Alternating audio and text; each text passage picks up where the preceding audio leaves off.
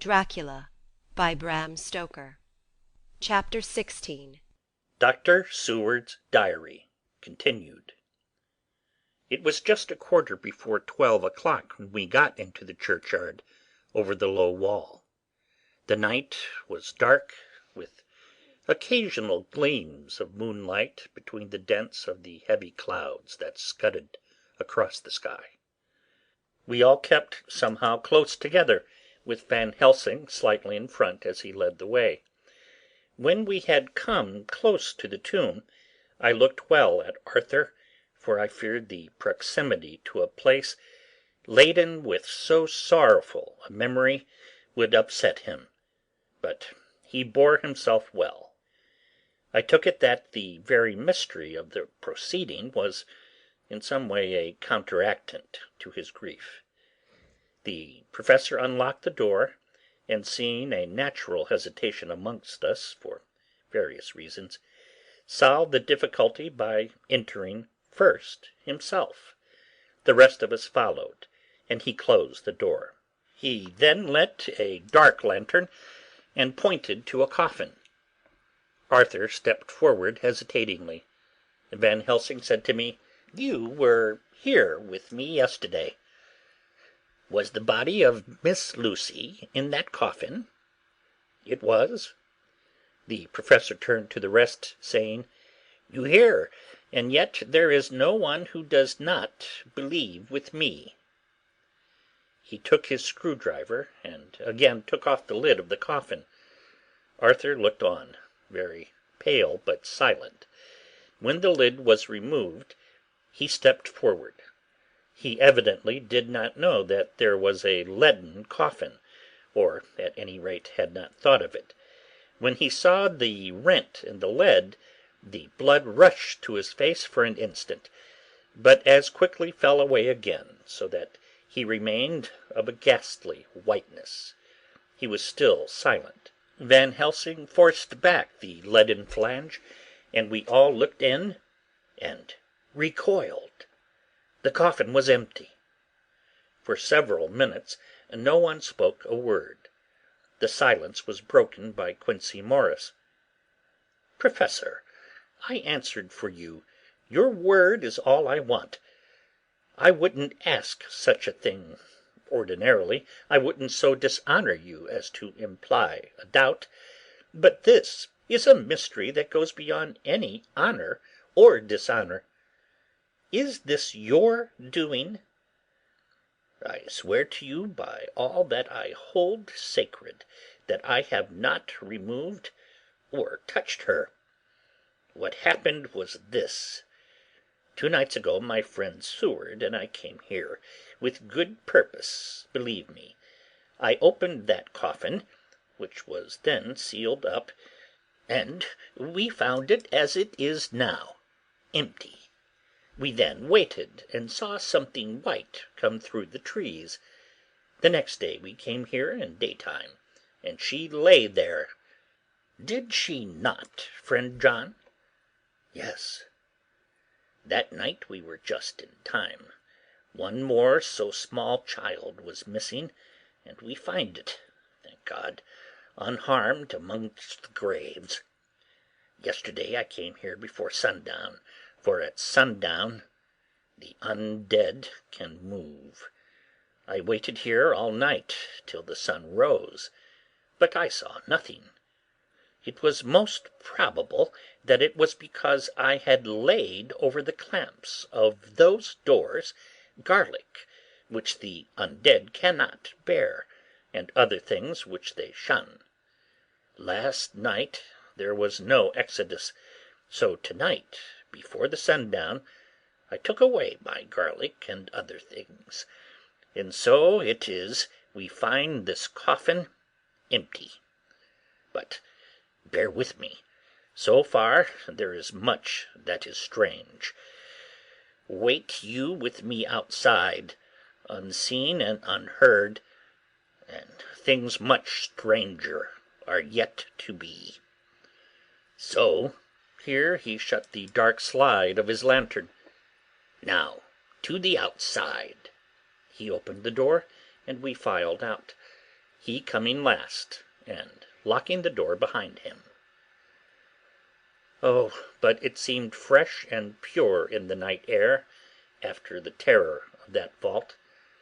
How sweet it was to see the clouds race by, and the passing gleams of the moonlight between the scudding clouds crossing and passing, like the gladness and sorrow of a man's life. How sweet it was to breathe the fresh air that had no taint of death and decay. How humanizing to see the red lighting of the sky beyond the hill, and to hear far away the muffled roar that marks the life of a great city. Each in his own way was solemn and overcome. Arthur was silent, and was, I could see, striving to grasp the purpose and the inner meaning of the mystery. I was myself tolerably patient, and half inclined again to throw aside doubt and to accept Van Helsing's conclusions. Quincey Morris was phlegmatic in the way of a man who accepts all things, and accepts them in the spirit of cool bravery, with hazard of all he has at stake. Not being able to smoke, he cut himself a good-sized plug of tobacco, and began to chew. As to Van Helsing, he was employed in a definite way. First he took from his bag a mass of what looked like thin, wafer-like biscuit, which was carefully rolled up in a white napkin. Next he took out a double handful of some whitish stuff like dough or putty. He crumbled the wafer up fine and worked it into the mass between his hands. This he then took, and rolling it into thin strips, began to lay them into the crevices between the door and its setting in the tomb. I was somewhat puzzled at this, and being close, asked him what it was that he was doing. Arthur and Quincey drew near also, as they too were curious. He answered, "I am closing the tomb so that the undead may not enter." "And is that stuff you have there going to do it?" "It is." "What is that which you are using?" This time the question was by Arthur. Van Helsing reverently lifted his hat as he answered, "The host. I brought it from Amsterdam. I have an indulgence." It was an answer that appalled the most sceptical of us, and we felt individually that in the presence of such earnest purpose as the Professor's, a purpose which could thus use the, to him, most sacred things, it was impossible to distrust.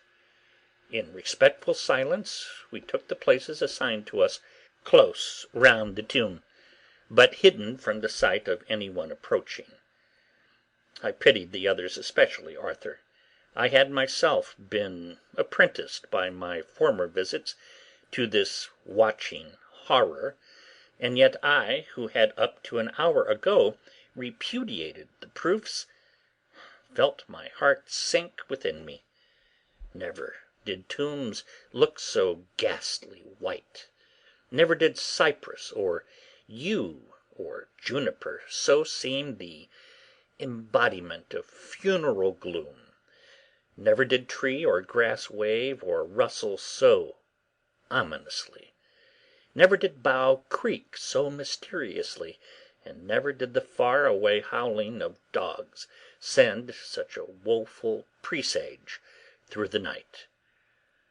There was a long spell of silence, big, aching, void, and then from the Professor a keen "Sssss." He pointed, and far down the avenue of yews we saw a white figure advance, a dim white figure, which held something dark at its breast.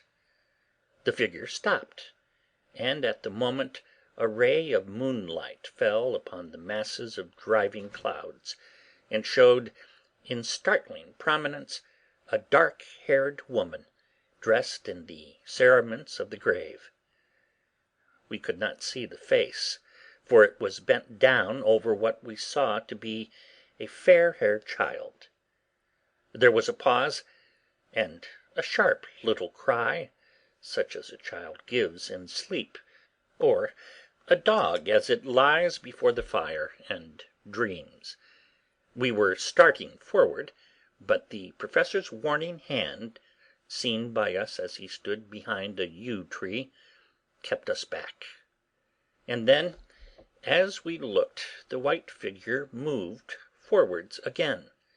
It was now near enough for us to see clearly, and the moonlight still held. My own heart grew cold as ice, and I could hear the gasp of Arthur as we recognized the features of Lucy Westenra. Lucy Westenra, but yet how changed! The sweetness was turned to adamantine, heartless cruelty, and the purity to voluptuous wantonness. Van Helsing stepped out, and obedient to his gesture, we all advanced too. The four of us ranged in a line before the door of the tomb. Van Helsing raised his lantern and drew the slide.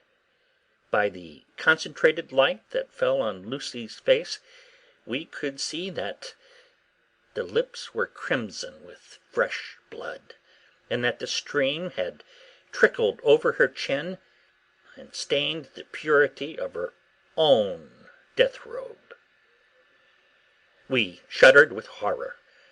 I could see by the tremulous light that even Van Helsing's iron nerve had failed. Arthur was next to me, and if I had not seized his arm and held him up, he would have fallen. When Lucy, I call the thing that was before us Lucy because it bore her shape, saw us, she drew back with an angry snarl, such as a cat gives when taken unawares. Then her eyes ranged over us, Lucy's eyes in form and colour, but Lucy's eyes unclean and full of hell-fire, instead of the pure, gentle orbs we knew. At the moment, the remnant of my love passed into hate and loathing. Had she then to be killed, I could have done it with savage delight. As she looked, her eyes blazed with unholy light, and the face became wreathed with a voluptuous smile. Oh, God, how it made me shudder to see it! With a careless motion, she flung to the ground, callous as a devil, the child that up to now she had clutched strenuously to her breast, growling over it as a dog growls over a bone. The child gave a sharp cry and lay there moaning. There was a cold-bloodedness in the act which wrung a groan from Arthur. When she advanced to him with outstretched arms and a wanton smile, he fell back and hid his face in his hands. Still she advanced, however, and with a languorous, voluptuous grace said, "Come to me, Arthur. Leave these others and come to me. My arms are hungry for you. Come, and we can rest together. Come, my husband, come." There was something diabolically sweet in her tones, something of the tinkling of glass when struck, which rang through the brains even of us who heard the words addressed to another. As for Arthur, he seemed under a spell. Moving his hands from his face, he opened wide his arms. She was leaping for them when Van Helsing sprang forward and held between them his little golden crucifix. She recoiled from it, and with a sudden distorted face, full of rage, dashed past him as if to enter the tomb. When within a foot or two of the door, however, she stopped, as if arrested by some irresistible force. Then she turned, and her face was shown in the clear burst of moonlight, and by the lamp, which had now no quiver from Van Helsing's nerves. Never did I see such baffled malice on a face, and never, I trust, shall such ever be seen again by mortal eyes. The beautiful colour became livid, the eyes seemed to throw out sparks of hell-fire, the brows were wrinkled as though the folds of flesh were the coils of Medusa's snakes, and the lovely blood-stained mouth grew to an open square, as in the passion masks of the Greeks and Japanese. If ever a face meant death, if looks could kill, we saw it at that moment. And so for full half a minute, which seemed an eternity, she remained between the lifted crucifix and the sacred closing of her means of entry. Van Helsing broke the silence by asking Arthur, "Answer me, my friend. Am I to proceed in my work?" "Do as you will, friend, do as you will. There can be no horror like this ever any more." And he groaned in spirit. Quincey and I simultaneously moved towards him and took his arms. We could hear the click of the closing lantern as Van Helsing held it down. Coming close to the tomb, he began to remove from the chinks some of the sacred emblem which he had placed there. We all looked with horrified amazement as we saw, when he stood back, the woman, with a corporeal body as real as that moment as our own, pass through the interstice where scarce a knife-blade could have gone. We all felt a glad sense of relief when we saw the professor calmly restoring the strings of putty to the edges of the door. When this was done, he lifted the child and said, "Come now, my friends, we can do no more till tomorrow. There is a funeral at noon, so here we shall all come before long after that. The friends of the dead shall be gone by 2, and when the sexton locks the gate, we shall remain. Then there is more to do, but not like this of tonight. As for this little one, he is not much harmed, and by tomorrow night he shall be well. We shall leave him where the police will find him, as on the other night, and then to home." Coming close to Arthur, he said, "My friend Arthur, you have had a sore trial, but after, when you look back, you will see how it was necessary. You are now in the bitter waters, my child. By this time tomorrow you will, please God, have passed them, and have drunk of the sweet waters. We do not mourn overmuch. Till then I shall not ask you to forgive me." Arthur and Quincey came home with me, and we tried to cheer each other on the way. We had left behind the child in safety, and were tired, so we all slept with more or less reality of sleep. 29 September night. A little before 12 o'clock, we three, Arthur, Quincey Morris, and myself, called for the professor.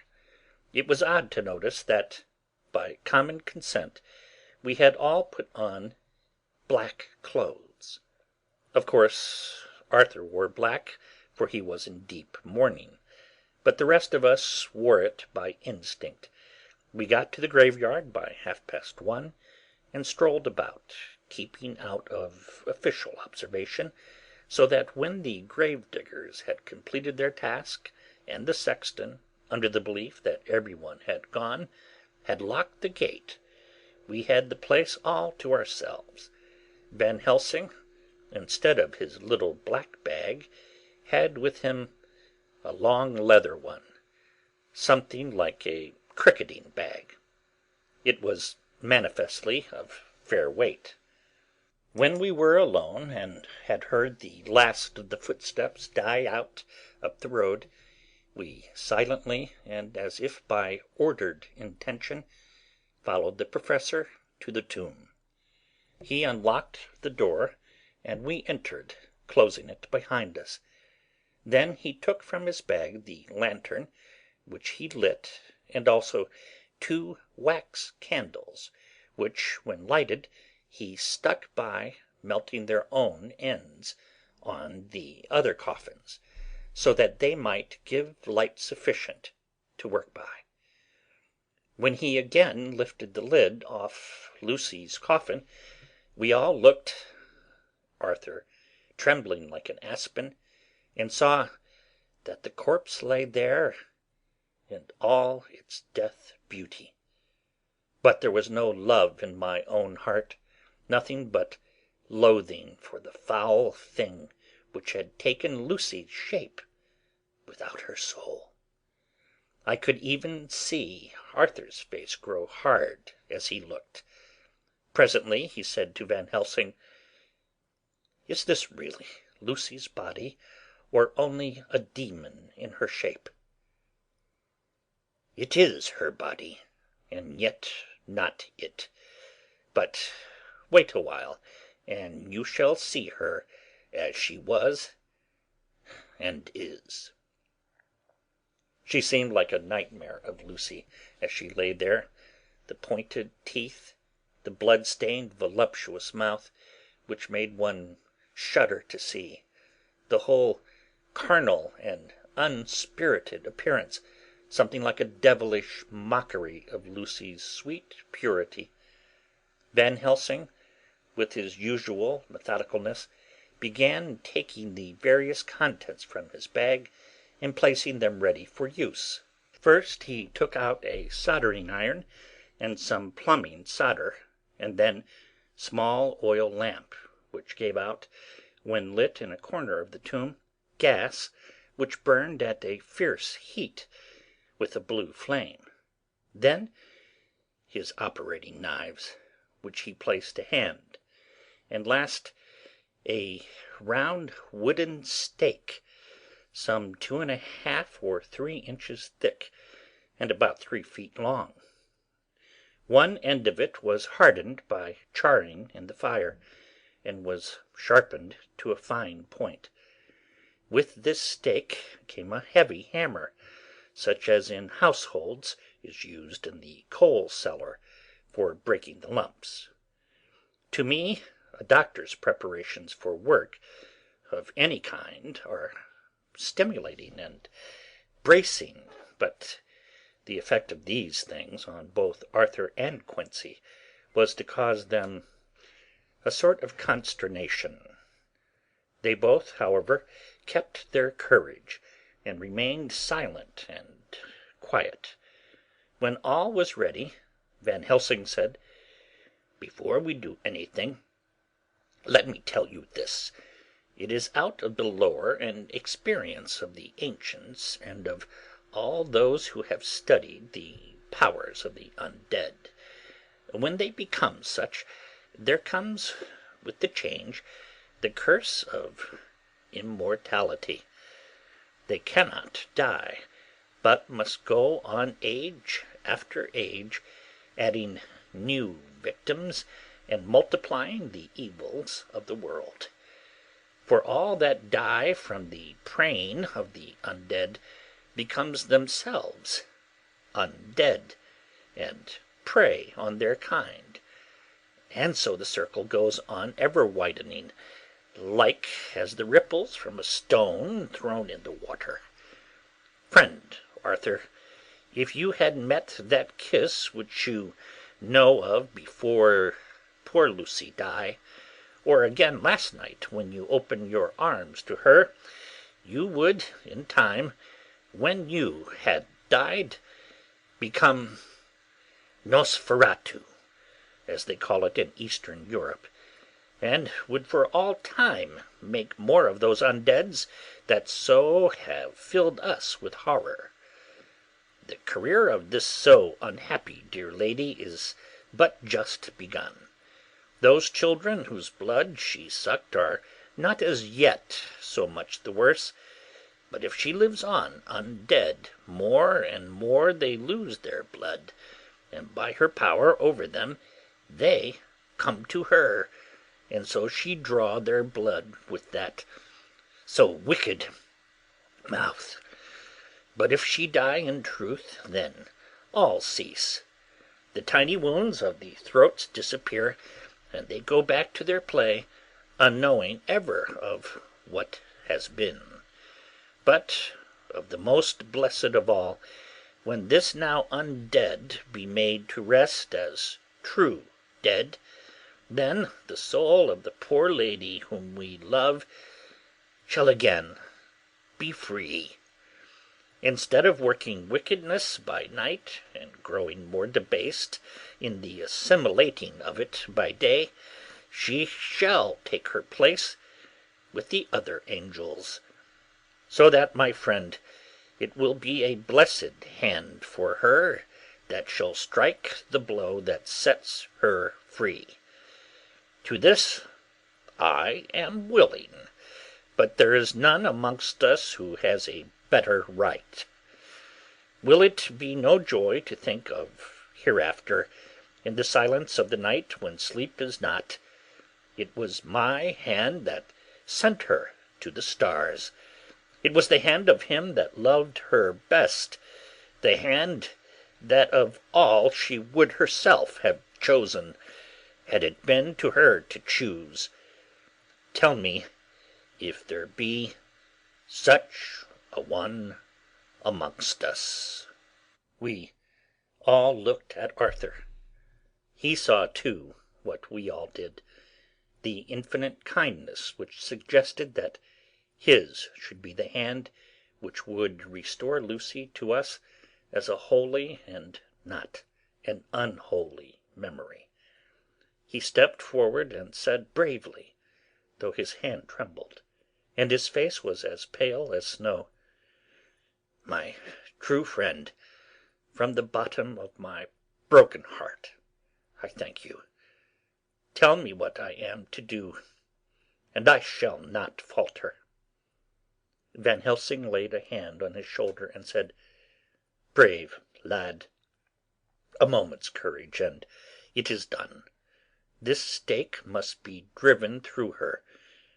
It will be a fearful ordeal, be not deceived in that, but it will be only a short time, and you will then rejoice more than your pain was great.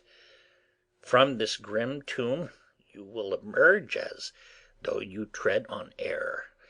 But you must not falter when once you have begun.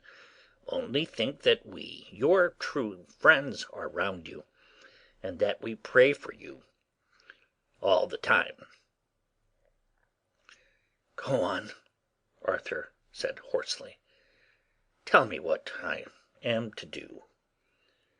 "Take the stake in your left hand, ready to place it to the point over the heart, and the hammer in your right. Then, when we begin our prayer for the dead, I shall read him, I have here the book, and the others shall follow. Strike in God's name, that so all may be well with the dead that we love, and that the undead pass away."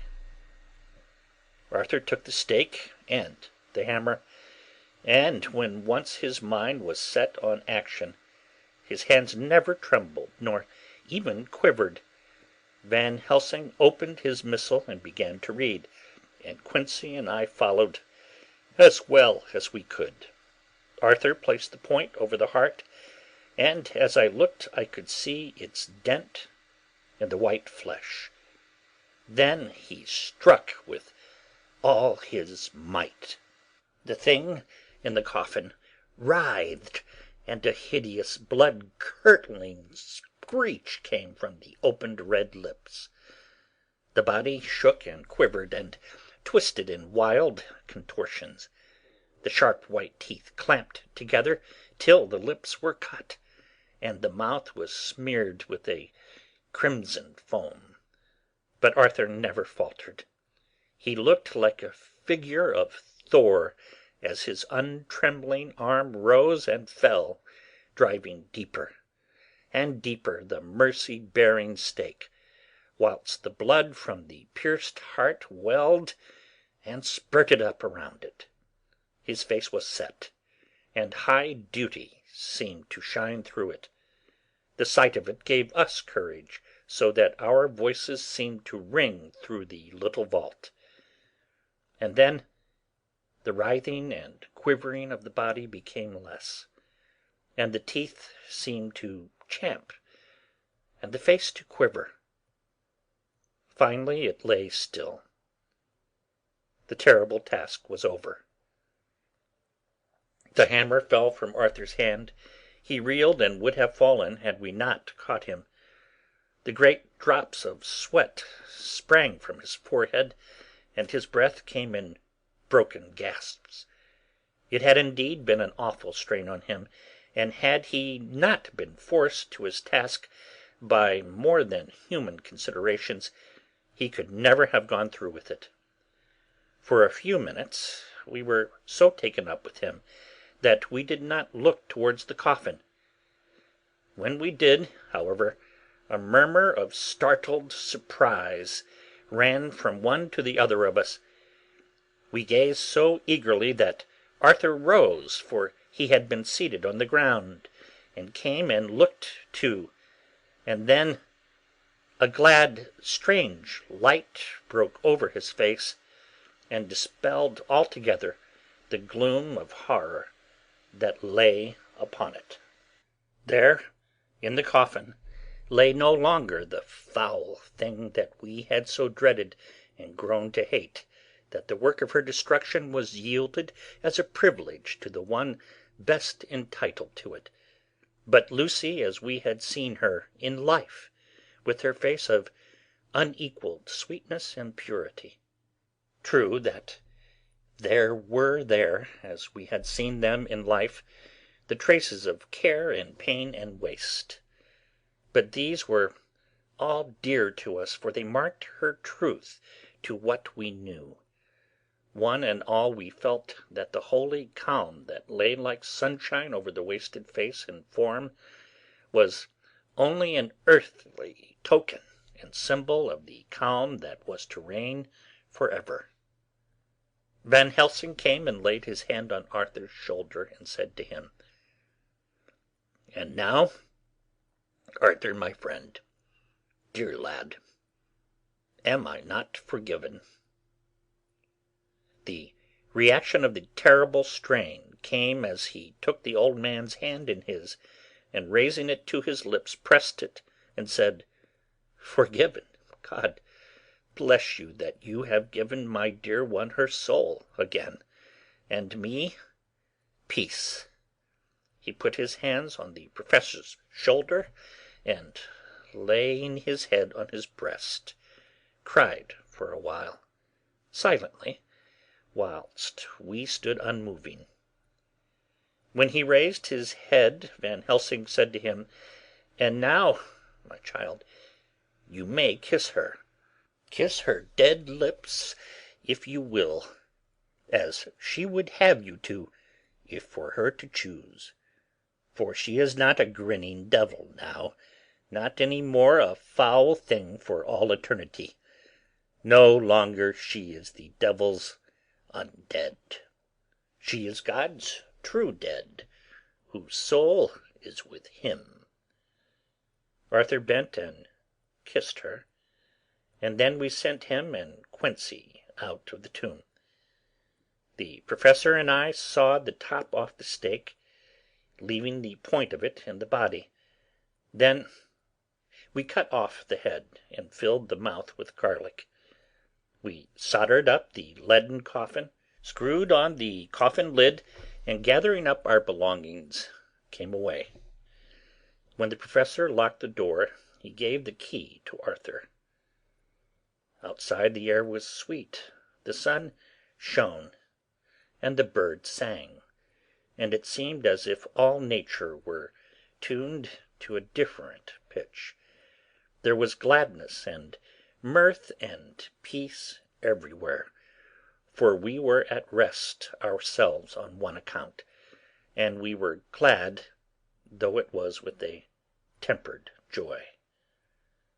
Before we moved away, Van Helsing said, "Now, my friends, one step of our work is done, one the most harrowing to ourselves. But there remains a greater task, to find out the author of all this our sorrow, and to stamp him out. I have clues which we can follow, but it is a long task, and a difficult one, and there is danger in it, and pain. Shall you not all help me? We have learned to believe, all of us, is it not so? And since so, do we not see our duty?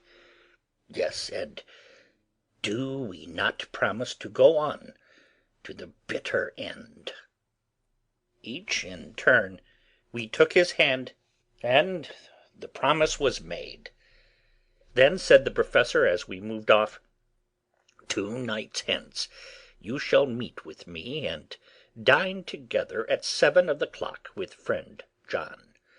I shall entreat 2 others, 2 that you know not as yet, and I shall be ready to all our work show and our plans unfold. Friend John, you come with me home, for I have much to consult you about, and you can help me. To-night I leave for Amsterdam, but shall return to-morrow night, and then begins our great quest. But first I shall have much to say, so that you may know what to do and to dread. Then our promise shall be made to each other anew, for this is a terrible task before us, and once our feet are on the ploughshare, we must not draw back." End of Chapter 16.